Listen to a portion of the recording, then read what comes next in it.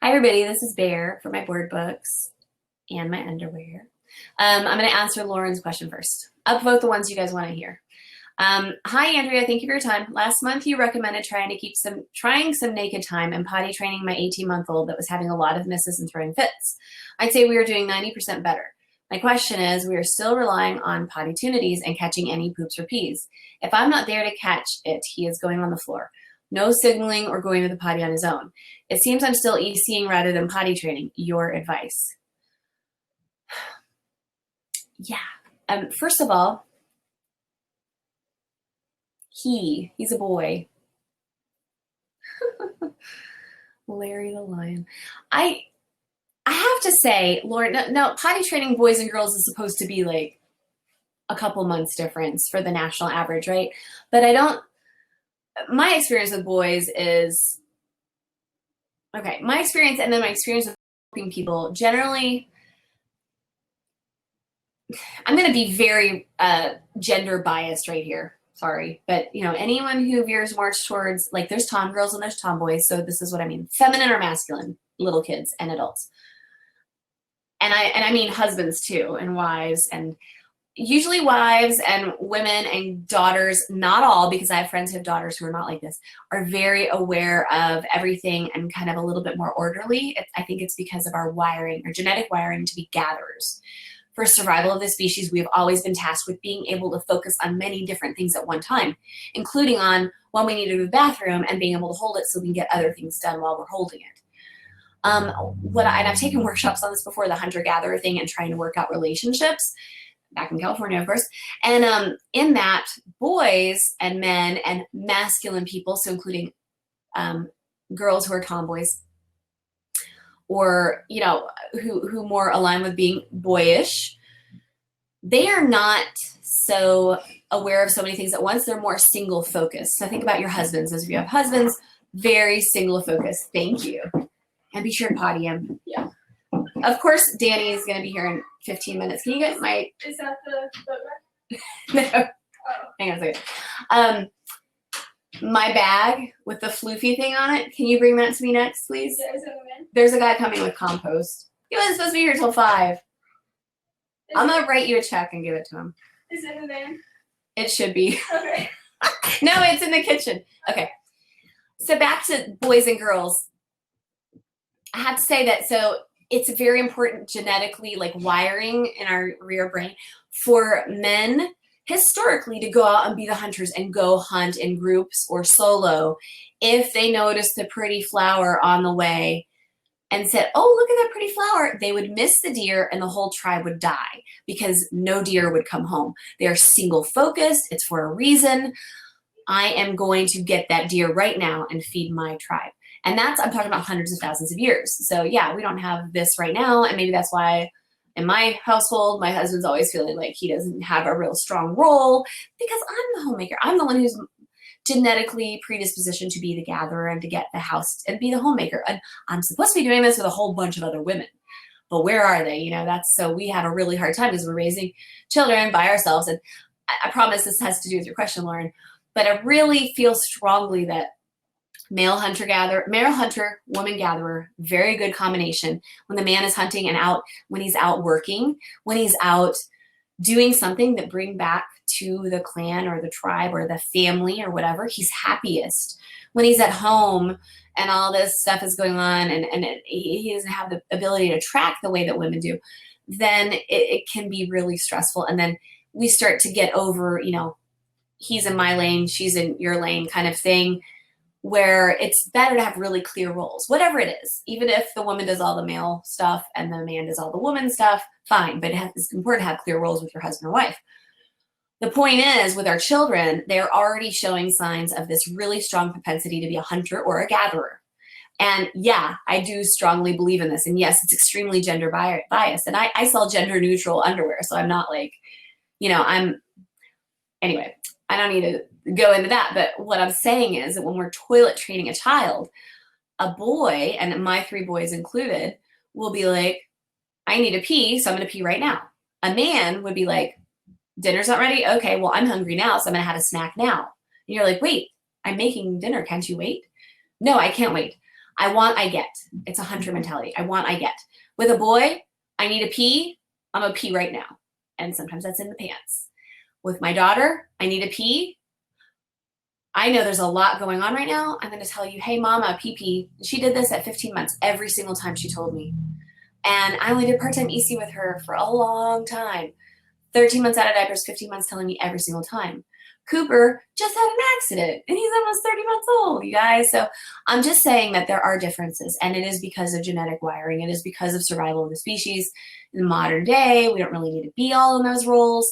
But let me tell you, your husband will be a lot happier if he has something to hunt and nobody's interfering with that, and he can focus. And then you give him 15-minute transition time when he gets home, and then he can be with the family. You know, there's a different brain chemistry going on there that I've done some studying on, and I really do believe exists. So when it comes to your child, Lauren, yeah, he's like, I gotta go, I'm gonna go right now. And if nobody's around, then whatever. I mean, if he were in the forest or wherever, he would just pee on a tree and move on.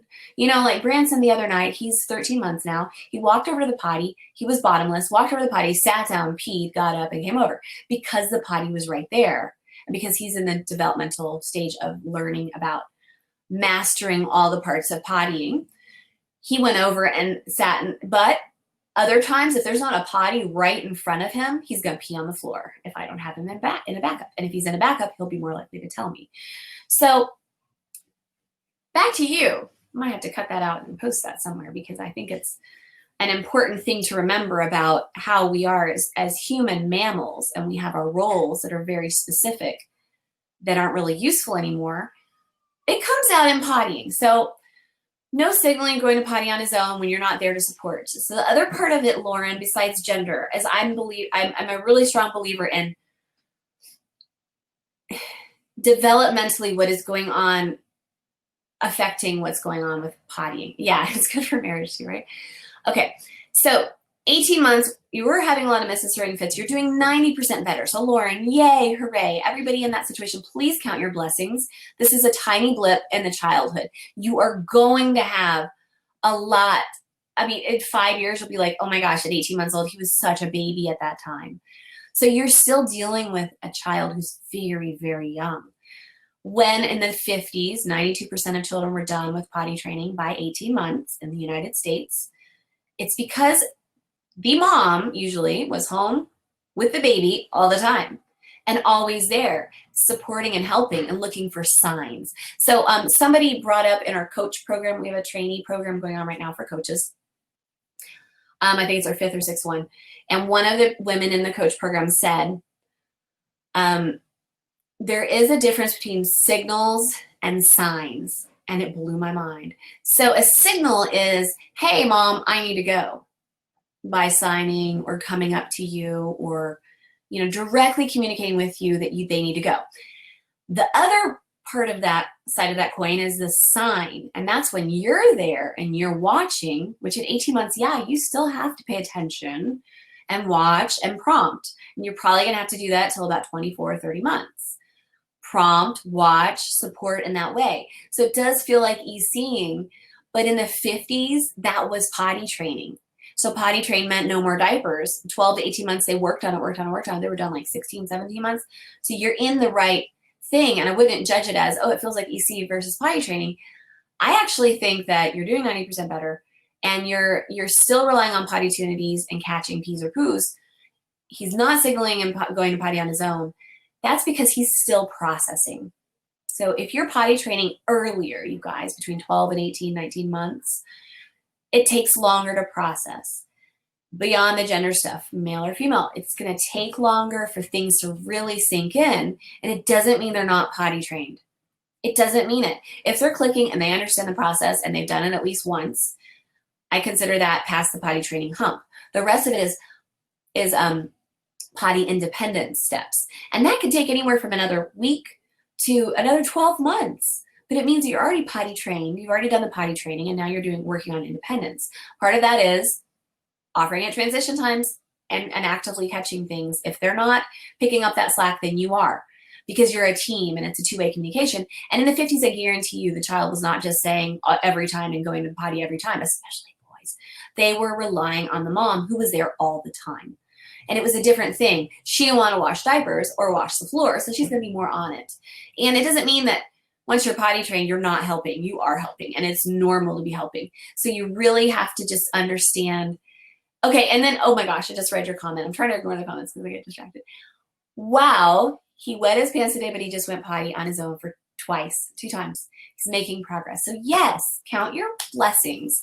Count your blessings. And do not think that either you're doing EC wrong or potty training wrong, or it's not true EC, or it's not true potty training because you're still so actively engaged. It's because you're dealing with an 18-month-old and who everybody matures emotionally differently. Everybody matures physically differently. So there's a little bit of a range here, but you're still going to be prompting when they're a teenager and you're about to go on a road trip. Hello, everybody go pee first. You're still going to be, this is a pottytunity for a teenager, right? So you're still going to be saying it. So don't feel bad about that. Stay the course, Lauren. You're doing great. And I have to say that it's really important to just count the blessings and just be like, oh my gosh, you know what we could be doing right now? We could be doing full-time diapering, and I could be cleaning up poop every single day out of a diaper, and I could be throwing those away and landfilling them. And that doesn't align with what I believe, but I could be doing that all the time because I don't know the options. So thank God that you know the options and that you're actively working on it. It doesn't matter what it looks like. As a professional ECer, I'm not going to judge you. And I'm sure Laura, who's a coach, is not going to judge you. And anybody else on this call is not going to judge you. But what I want to do is to tell you, I think what you're asking for is normalization. Is this normal?